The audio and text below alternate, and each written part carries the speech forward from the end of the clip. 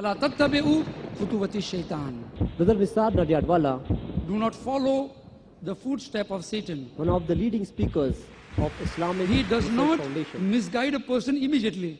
He lays traps, dance parties, musical parties, fashion shows, beauty contests, etc. etc. Allah says in Quran, do not throw yourself into destruction with your own hands.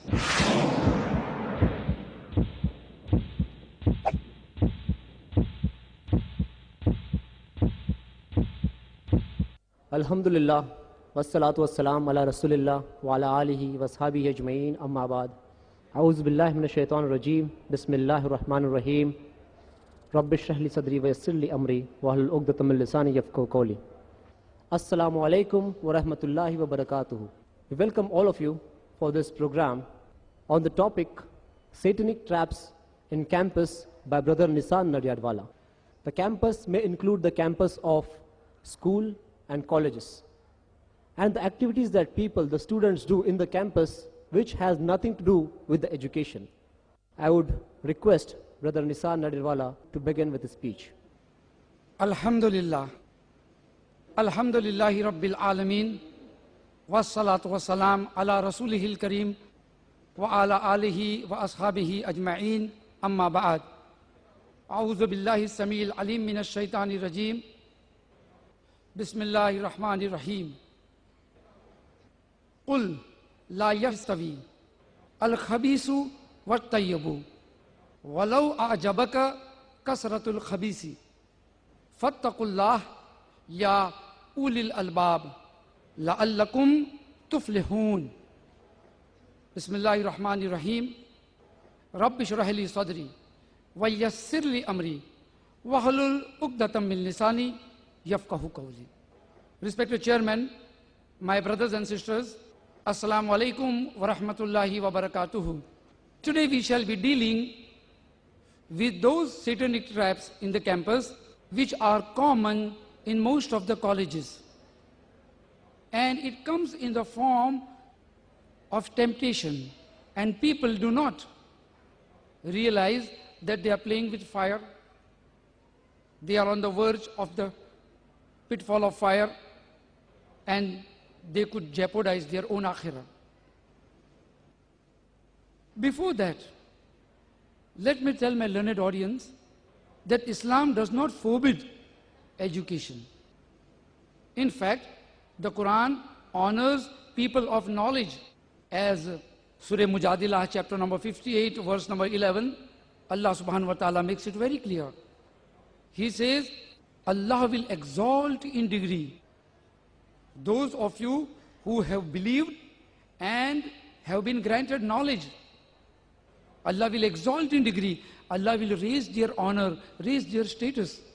Those who have believed and have been granted knowledge. Thus we come to know that knowledge is a gift from Allah subhanahu wa ta'ala. Hence Allah says further in Surah Baqarah chapter number 2 verse number 269, Allah grants wisdom to whom He wills, and he to whom wisdom has been granted has indeed been granted good in abundance. Further, Allah honors the people of knowledge in Surah Zumar chapter number 39 verse number 9, where He declares, are those with knowledge equal to those who do not have knowledge? It means Allah subhanahu wa ta'ala says the people of knowledge are always on the higher side in honor in the sight of Allah than those who are ignorant. Thus we come to know knowledge has a valuable place in Islam. But what happens that when a student goes to the college, especially the college life, though the school life is also being influenced by the college life nowadays, yet the college life stands out. It offers more opportunities, more freedom, more temptation, colorful life, colorful people, colorful dresses, different hobbies, and on and on and on. So how does a person save himself from satanic traps in the college? The first step is to choose the right college. And the intention should be very clear before choosing an institution where you would like to learn. Further, when a person or a student, after he passes his SSC and he wants to go to the college, there are different reasons for different students why they want to go to the college. There are some students who would love to go to the colleges to have friends, to enjoy freedom, dance parties, musical parties, birthday parties, social gatherings, fashion shows, beauty contests, etc., etc. There are students who want to go there and make career. There are students who want to go there and have influential friends. The intention should be clear before choosing your institution, and see that while you are choosing a particular institution, especially for the sisters, it is better that the sisters, they choose a college which is specially exclusively for girls. So much of the problem is solved for them. It becomes very easy for them to maintain the hijab and other things. Now, when a student goes to the college, the first thing he comes into the contact, the friends, choosing friends. And here is the first step where a person, if he makes a mistake, his career is jeopardized and akhirah also is in danger. Because friends always influence us. The way we choose our friends, the types of the people we have as our friends reflects our own personality. People take an impression by seeing you with your friends also, by noticing your friends as well. And hence companions are very important in a person's life. And we have an example in Surah Taha. When Musa alayhi salam was selected as a prophet, he said, Ya Allah, make Harun, my brother, as my companion. And Allah said, I accepted your prayer. So he had a companion in Harun alayhi salam. In the same way, Abu Bakr Siddiq radiallahu ta'ala anhu was the first friend of the Prophet sallallahu alaihi wasallam whom Allah chose to guide. And then Allah gave the best people of the world as the companions of the Prophet sallallahu alaihi wasallam. So if a person chooses wrong friends, then he's gone. There are students who excel in SSC results. They get 70, 80% in their SSC, and they get admission in the best of the colleges. But after going to such colleges, they fall into wrong friendship. And slow and steadily, they keep on going, their attention keeps on diverting from their studies. And they become victims of various traps, adultery, fornication, gambling, smoking, other things. Finally, they discontinue their studies or they end up as one of an ordinary student. Thus, we see the career, which could have been a brilliant career for a person, because he fell into a wrong friendship, he chose wrong people as his friend, his career was finished, ended, finished. What are the harms of bad friends? Let us have a look into it. When we are with our friends, their style also influences. And if our friend circle is fond of music, so there are chances that if we sit with them, if we stay with them, if we carry on with them, day and night, chances are there we get influenced by them. I know about a friend of mine who was a Muslim, alhamdulillah, and he used to get the best percentage in the school. He was a brilliant student. He had a beard, he had his trousers above the ankles, right from the SSC. Practicing Muslim, a good, obedient, and then we saw that he went into a college which was very famous for dance festivals, beauty contests, fashion shows, and slowly and gradually this brother of ours, he got involved in such activities, and a few months later, we saw that now he was clean-shaved and totally a different personality, moving around in the streets of our city, chasing girls, passing comments, a totally different personality. It hurts us when a good person maybe a Hindu or a Muslim, if he falls into a bad company, then he is harmful for the society as well. He causes damage to the society. 3 to 5 years of college life we have. 5 years, 7 years. If somebody wants to pursue their studies more, he has 8 years, different. And this is a very special time of a person's life. He has lots of things, lots of opportunity in front of him. He has to choose. The college life is very different than the school life. In school life, you have to wear your uniform, you have to cut your nails, you have to shorten your hairs, you have to be polite, you have to take permission from your teacher, you have to be in the class, regular attendance. All these things are compulsory as a part of school activities. But in college, nobody cares whether you sit in the canteen, whether you loiter in the premises, or you stand outside the college, or you go for a movie. Whatever you do, nobody questions you. You are free. And this freedom comes all of a sudden from school to college. Nobody is to question you. And at home, even at home, the parents, they don't bother you. They feel, my son, he wants to become an engineer, he wants to become a doctor, so don't give him much of the work. They are relieved of much of the responsibilities in the family. This is the case of most of the students. So he has time which he can devote to himself. Enough of time he has to devote upon his own studies, his own akhirah, learning other good things in the life. But what happens? That when he is influenced, he follows the footstep of Satan. As Allah subhanahu wa ta'ala says in Surah Baqarah, chapter number 2, verse number 208. Do not follow the footstep of Satan. Indeed, he is an avowed enemy to you. Allah subhanahu wa ta'ala has declared an enmity between man and Satan. And Allah says it is the footstep of Satan. Do not follow. Why does Allah say do not follow the footstep of Satan? That has to be understood.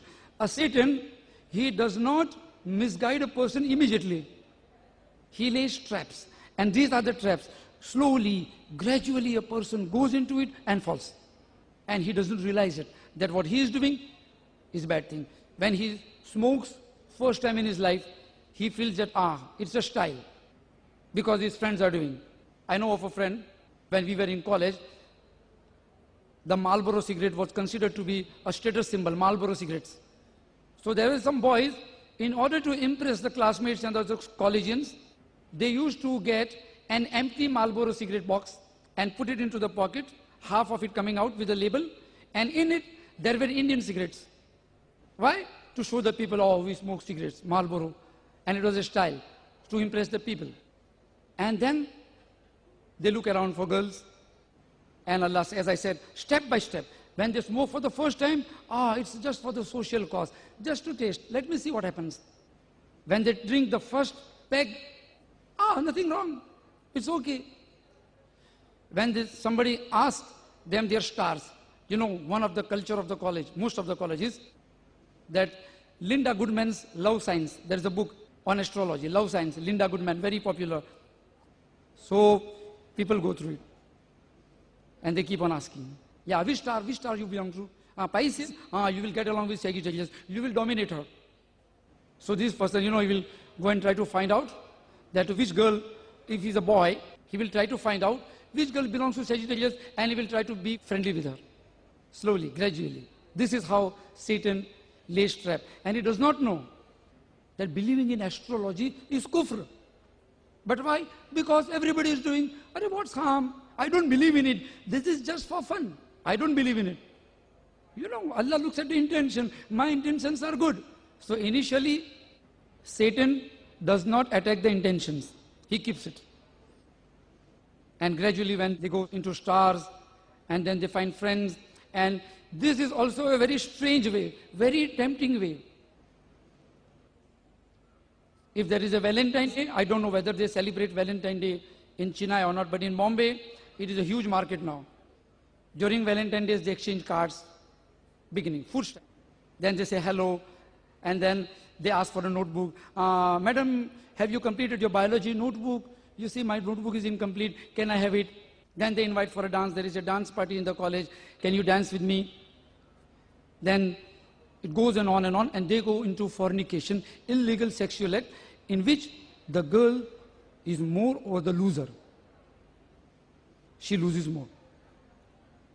Satanic steps. Hence Allah said, do not follow the footstep of Satan. Don't follow it.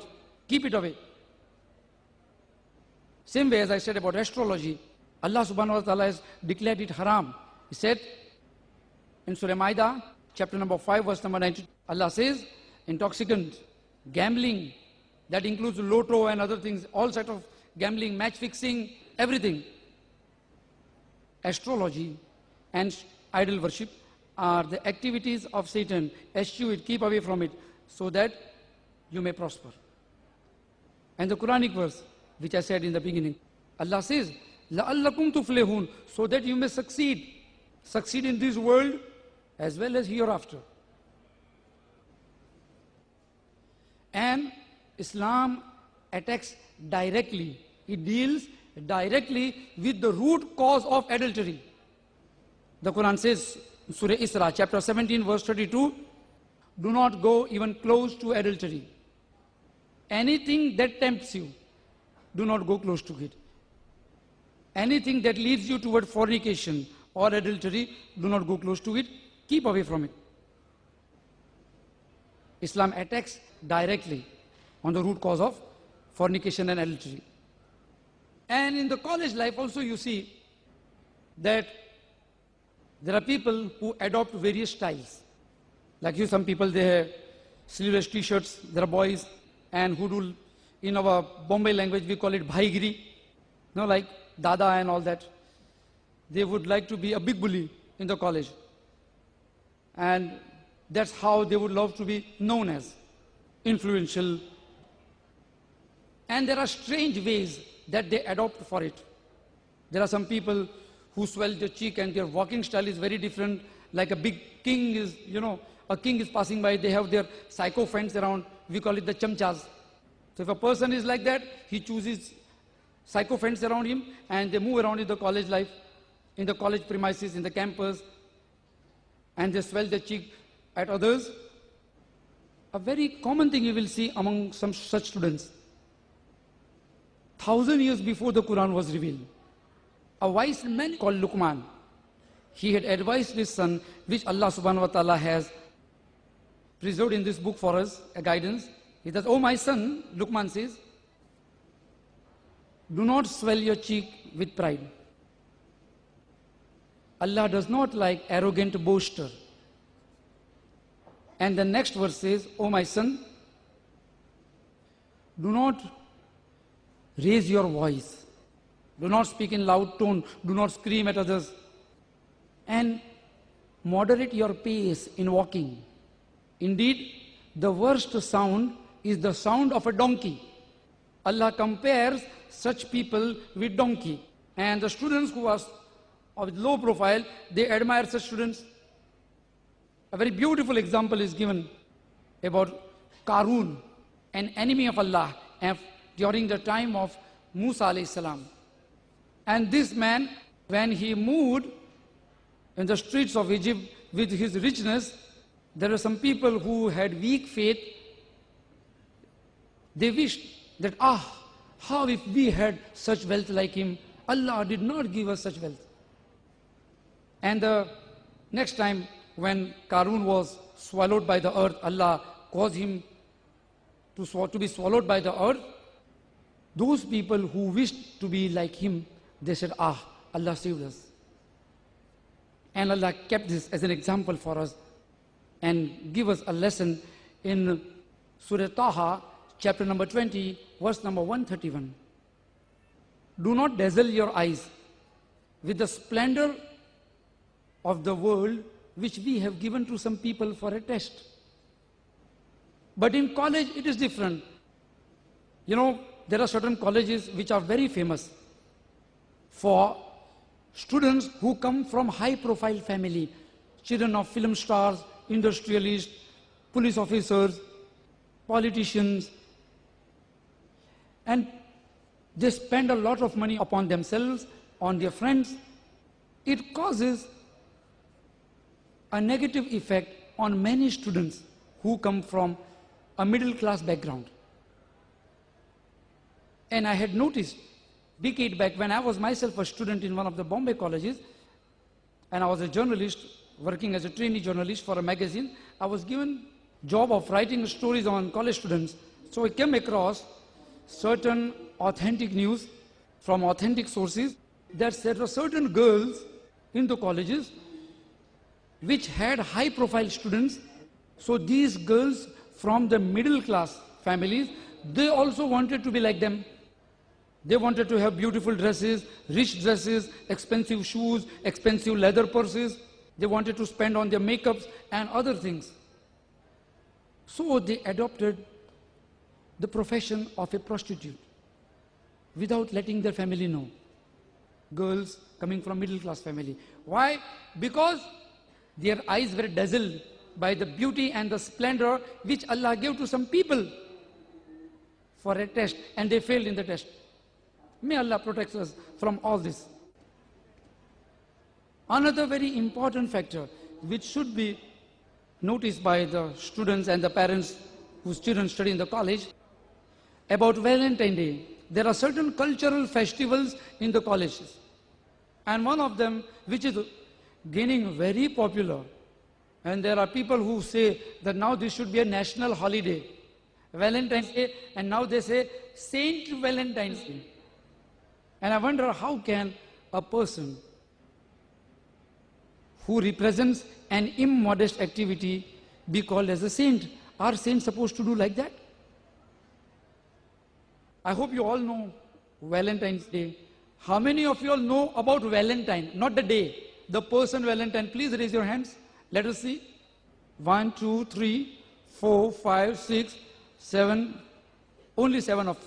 That comes to half a percent. Valentine was a person in one of the European courts, maybe France or Italy. He was an ordinary officer, but he had affair with the wives, the daughters of king and his other high-profile officers in the court, other ministers and the commanders of the army. He used to have affairs with them.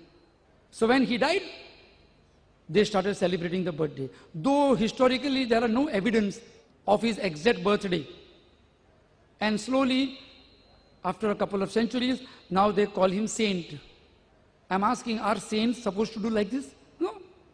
How can saint, a person who is called saint, be a representative of an immodest cultural activity? How can? It's impossible. And today, this Valentine's Day is nothing but a market, a way of collecting customers. The newspapers, they have special pages, pay 25 rupees and write a message to your beloved ones on Valentine's Day, and there are pages. So they collect money. There are people who sell cards. There are hotels which have parties, dance parties on this day, and all these things have turned into a market, selling foolish things and people purchasing it. Saint Valentine's Day. There are fashion shows, beauty contests nowadays in many of the colleges. Though some of the colleges have put a restriction on such things. But there are majority of the colleges which have fashion shows and beauty contests, and this is nothing but exploitation. Absolutely exploitation of women. And right from the beginning, when the girls and the boys, when they see fashion shows, they see people colorfully dressed, Mr. and Miss, there are titles, prizes to be won. You should be intelligent, you should have a good figure, you should be a very smart replier, you should be very quick in replying to the questions, your IQ should be high, and many such things are required. But above all, the person should look good. The better you look, the more are the chances you win a prize. In college, I'm not talking about Miss India and Miss Universe. No, I'm talking about on the smaller level, where people pay money, people pay donations, parents, they strive so that their children may become doctor, engineer, at least they get a graduation certificate that they may earn, they may stand upon their feet. But poor people, they go to the college and they jeopardize everything. They throw it. Allah says in Quran, do not throw yourself into destruction with your own hands. And the same is in gambling, wasting of money, wasting of time. Initially, there wasn't much craze about gambling in the college campuses when I was in the college. But since now we have so many TV programs, online lottery tickets, and other things, that this becomes a subject of discussion among the college students. This becomes a subject of discussion among the college students. And they take part. What's wrong in 5 rupees? I'll repent afterwards. I'll pray 2 rakats, then I'll repent afterwards. And the students, slowly and gradually, they go into it. There are people who argue with us when we say that this lotto and other things, they are all gambling. They argue with us. How can you are very orthodox, you are very backward, you don't know, you don't want to become modern, you don't want to be in the race with the people who are advancing. That is their analogy of advancement, which Islam does not agree. Islam says it is haram. It may come in any form. It may be beautiful. It may be ugly. It may be very nicely decorated. A haram is also always a haram. Sharia cannot be changed. In our Bombay colleges and many other colleges in India, in Calcutta, in Delhi, there are rose days. Do they celebrate in Chennai? I don't know. Or rose days, since they don't celebrate in Chennai, please don't start it. Don't take it an idea from me, because the Quran says that he who intercedes for a bad cause will have a share in it. So if somebody starts and people start celebrating it, then you will have a share in it.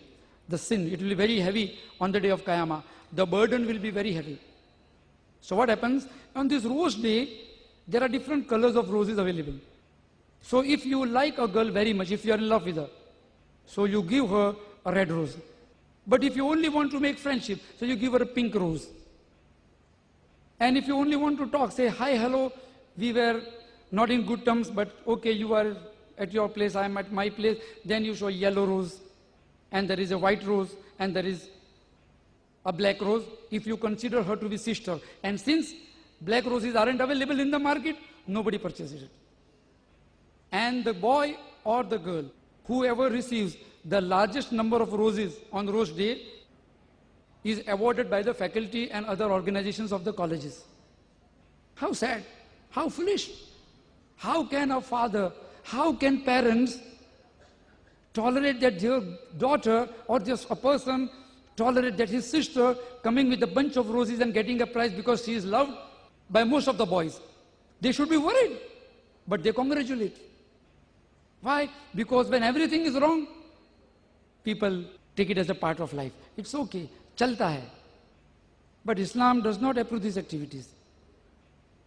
Allah makes it very clear. Wala taqrabul fawahisha. Do not go close to fahisha, immodesty. Ma zahara minha wa ma batana. Neither openly nor secretly. Clean cut message. You cannot even make blank calls to a girl's house. Not even secretly. You cannot even write letters, anonymous letters. There are mischievous boys in the college who write anonymous letters to girls. Why? Interested in her. But because they don't have courage, so what they do? They write letters without their names. They make blank calls.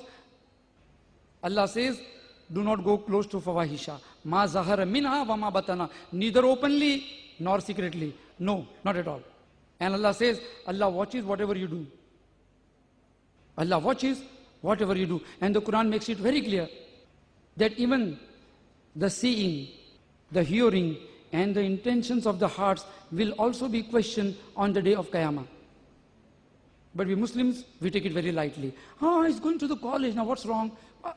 No problem, when he finishes graduation, everything will be over. No, it shouldn't be the case. A Muslim, the Prophet ﷺ said, Iman is in heart. Belief is in heart. And Islam is an announcement. You wear a cap, you grow a beard, you let your trouser uphold your ankle if you are a male, and if you are a female, you wear a hijab. Announce your Islam. If there is a time for salah, you pray it. If there is an opportunity of dawah, you do it.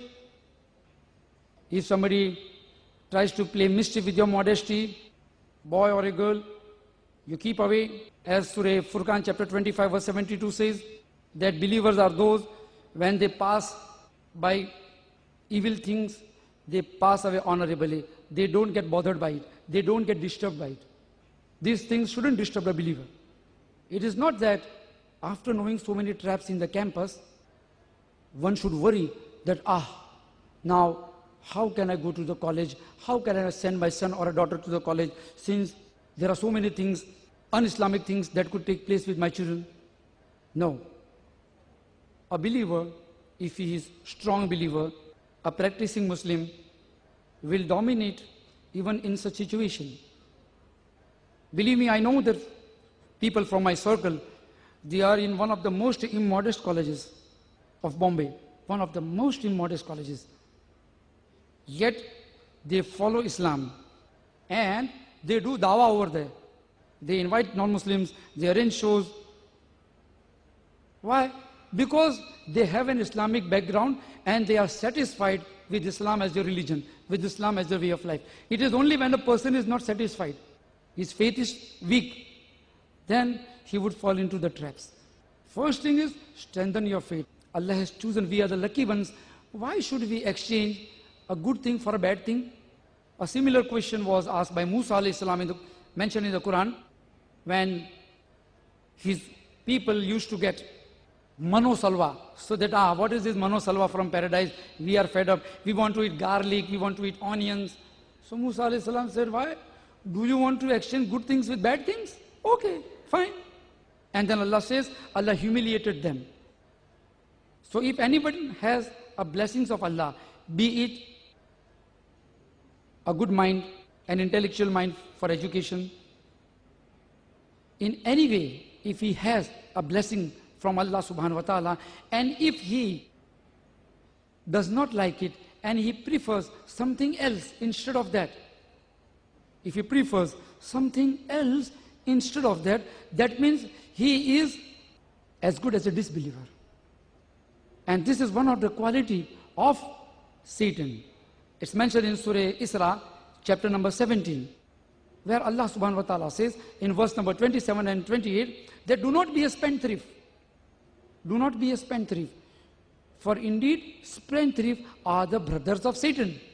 And Satan was ungrateful to his Lord. Satan was ungrateful. One of the quality why Allah cursed him, that he was ungrateful to his Lord. So ungratefulness can lead to kufr. So there is no harm in growing a beard and going to the college, doing dawah. And these days, especially after the 11th September, the scenario has changed in favor of Islam. People want to know Islam, know about Islam, even in India.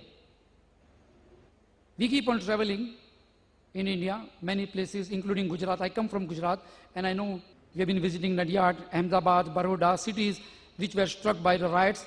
And we know from them, the people are more interested in knowing about Islam. Principals and college students. In the college life, there is a freedom. People are free. You see, people use this freedom to smoke, to dance, to have girlfriends, to have boyfriends, to have an affair, to copy, to go into corruption. But there is also a freedom of being influenced by good things. And today, there are many colleges which have special section of religious studies, major colleges. And I'm sure it may be same with the Chennai also. Nowadays they are having department for religious studies. And in this department, they look for speakers of different religion, representing different religion, who can come and speak. But when it comes to Islam, most of them do not know whom to approach. So when a student in the college, he knows he is associated with such groups. There are many groups, good groups in colleges. Besides this music company and dance company, besides this, there are other good activities also which you can explore in the benefit of Islam. We can use this organization. There are debate clubs, there are English literature club, Hindi literature club, Tamil literature club, Marathi literature club in our colleges, Gujarati literature club, and social clubs. We can change the opinion of the world, of the students who are going to be the citizens of tomorrow on responsible posts, with the help of these organizations, with the help of these activities which takes place in the college, good activities. There are college souvenirs every year. We can take part in it, write articles. If you know in your city there are good people who can speak about Islam, you can invite them to your college, talk to your professors, lecturer in charge, have a talk about them, arrange video shows of Islam. We can do it. Invite, if the college doesn't permit, you can arrange somewhere where Islamic center or Islamic school, you can go and approach them. You can explore many opportunities in favor of Islam, many opportunities. It depends upon how much are we committed to the cause of spreading Islam. This 5 years of college life is an opportunity. You are free, as I said in the beginning. Nobody is going to bother you. Parents say, beta, you don't go to the shop, you don't do anything, don't go to the laundry, don't go to the market, your mommy will go, your daddy will go, your brothers will go, you study. You have a time. Nobody bothers you.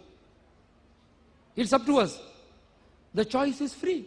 Whether you want to waste it in the canteens, gossiping with your friends on useless topics, spending money in canteen, you had a very heavy breakfast, yet at 9:30 you are in the canteen and samosas and idlis and all that, and go and pay and waste your money.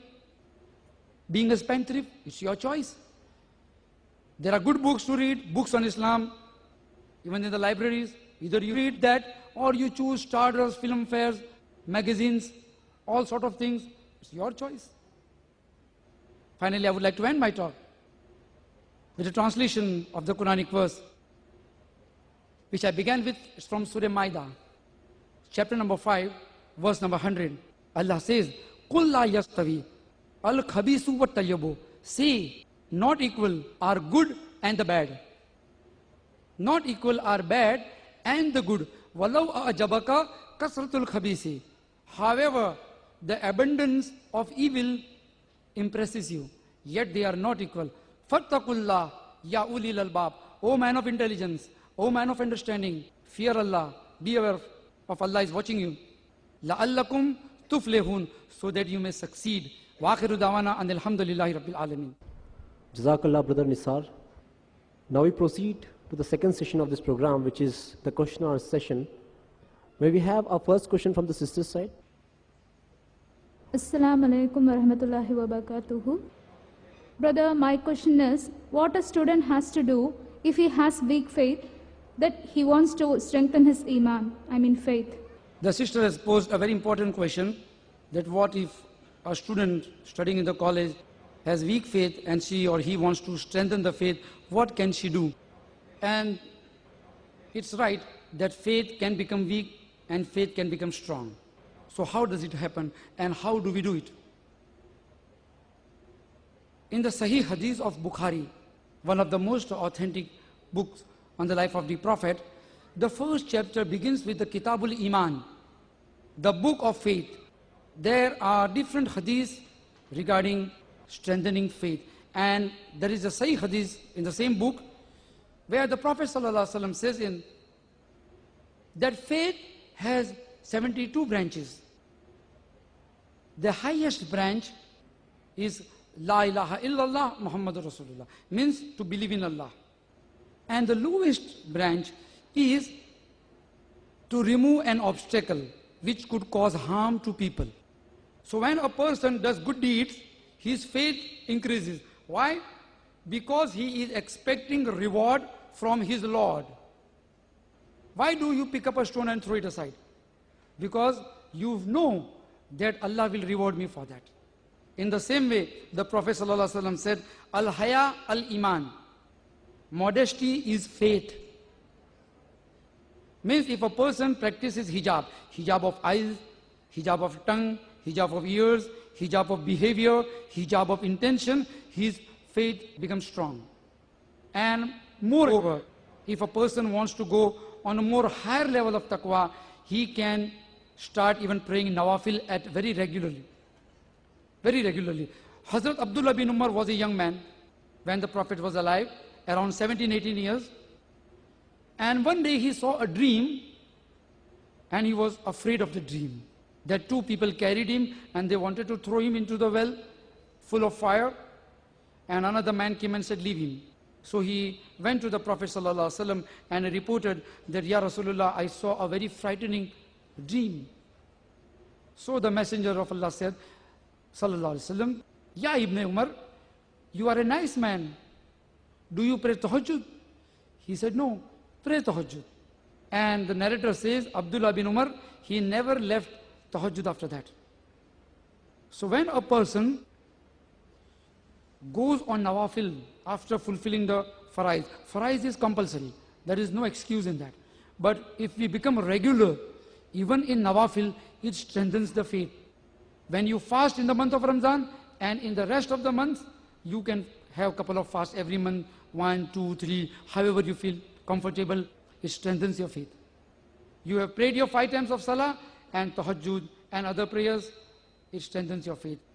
And there is a verse in the Quran which says, very popular verse in the Quran, which says that remember Allah, because remembering Allah gives a consolence to your hearts. It gives relief to the hearts.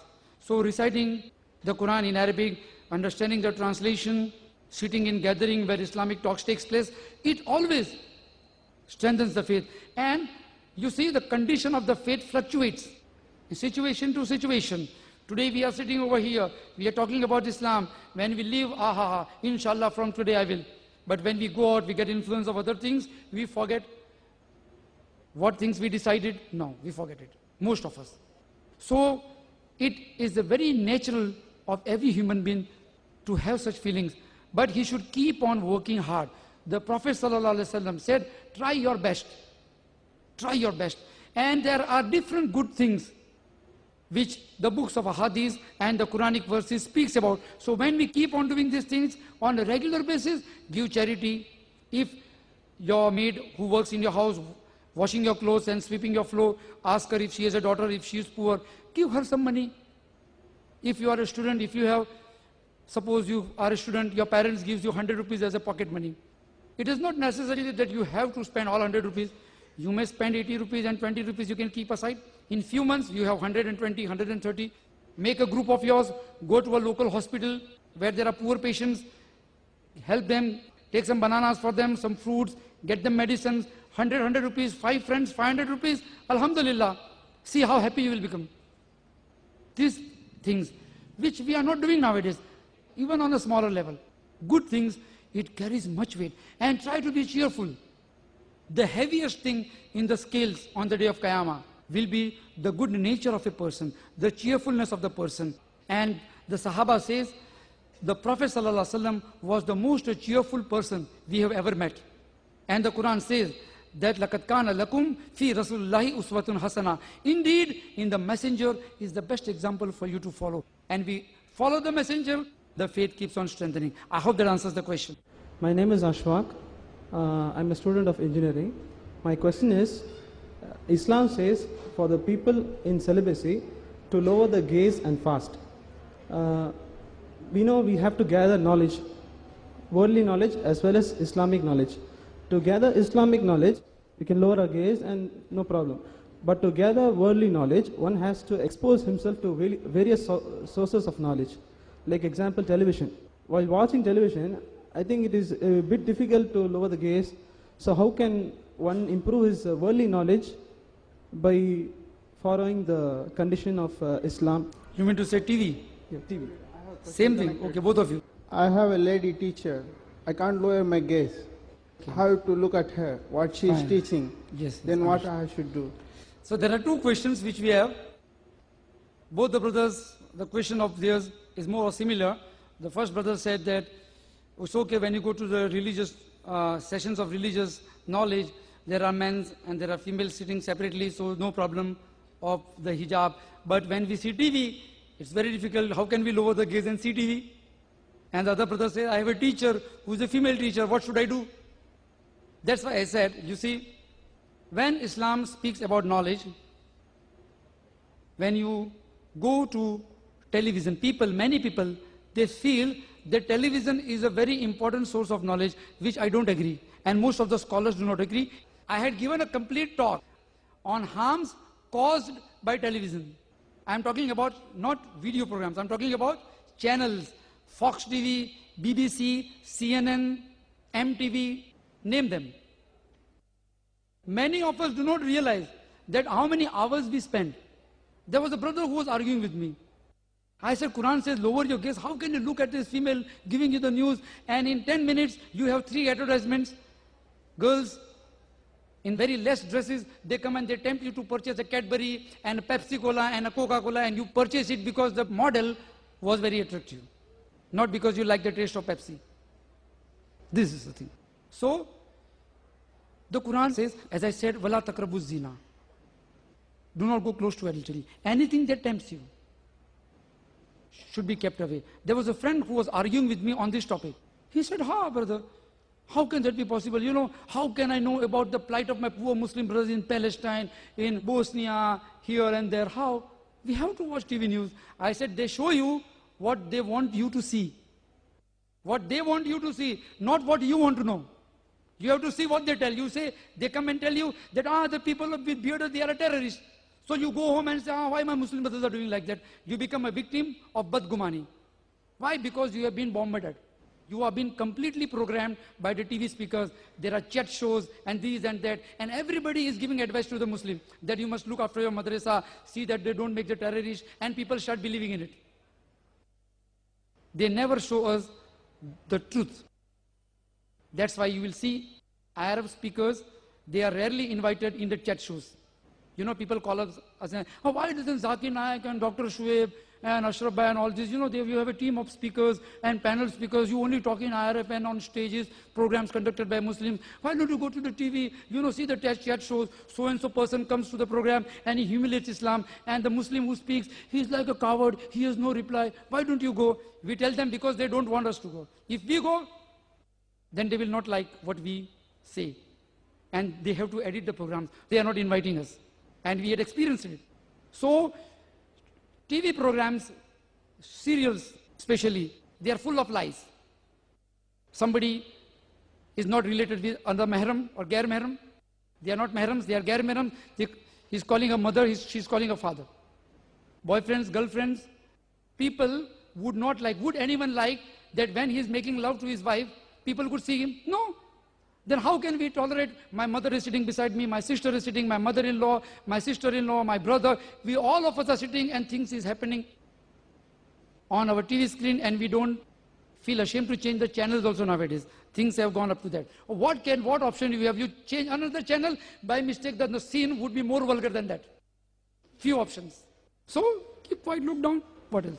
So anything that is harmful for your akhirah is haram. Regarding your question for a teacher, when the teacher teaches, if you feel that you are being tempted, if she's an old lady, it's okay. But if you feel that you feel tempted, then you lower your gaze and you can listen. It's not that only if you look at the teacher that you will learn lessons. It's not that. When we listen to the commentaries, there are people, my old generation, people from my previous generation, they know TV did not show cricket matches. We used to hear the commentary and we used to make the statistics. By listening also, a person can communicate good lessons in the life. By listening also. And that will be a propagation of Islam. And it is better to choose a college where there are male professors if you are a boy.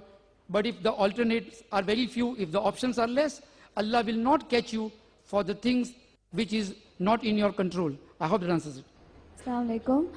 Girls studying in women's college feel that it's not wrong to take part in fashion shows since it's going to take place among women. So what do we tell them and how do we convince them?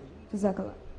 The sister has another question, that girls studying in a girls' college, and there are such activities in the girls' college also. And there are fashion shows in the girls' college. So can she take part in such? See, when I gave you the reasons, anything that tempts you should avoid. Now you would ask, how can the girls are sitting and a girl wants to take part in a fashion show, how can it be harmful or tempting for her? The thing is that, according to a survey, I'll give you the survey reports of certain internet sites. There's a very beautiful book by Naomi Wolf, The Beauty Myth. He says that according to some surveys, 60% of young girls in Europe, they are dissatisfied with their figure. Why?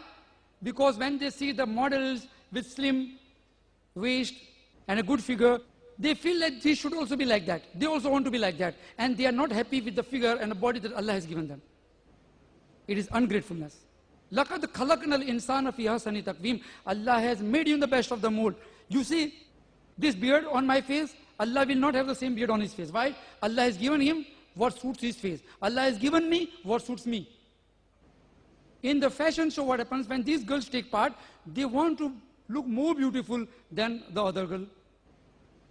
And suppose if she wins, then there are other girls who would say, you want to take part in Miss Femina, Miss India, you can. And slowly, khutuvati shaitan, step by step. Finally, she wouldn't mind taking part in that things also. This is one. Secondly, even if it is a girls' college, there are male members, either lecturers or sweepers or helpers, other things which a girl cannot do, men are there. So there is not actually 100%. There is no 100% foolproof in these colleges. Thirdly, Islam does not believe in showing off. Allah says in Surah Nur, chapter number 24, verse number 31, Allah says, they tell the believing women that they should lower their gaze and guard their modesty and do not display their beauty except in the front of Mahram. And the list is given.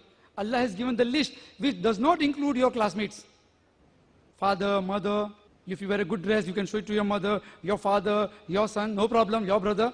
But in fashion contest, there is a sort of riya. People want glorification. People want that they should be appreciated. The reasons are different. This causes more damage to the character of a girl. I hope that answers it.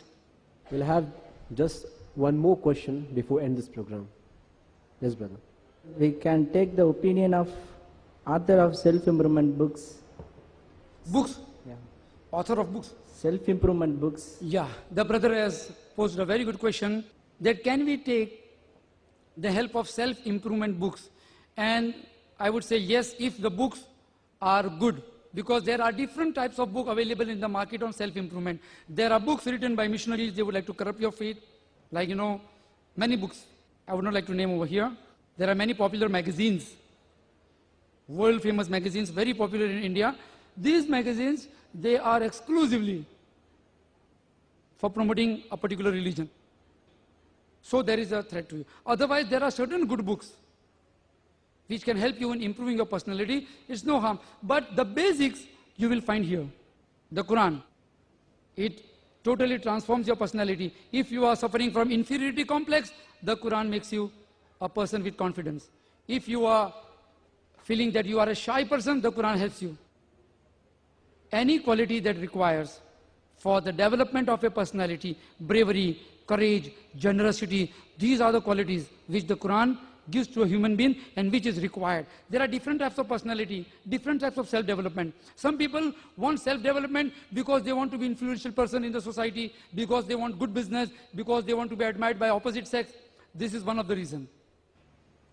The Quran also talks about personality development. In other words, the Hadith also tells about personality development. In other words, we can give a full talk on that.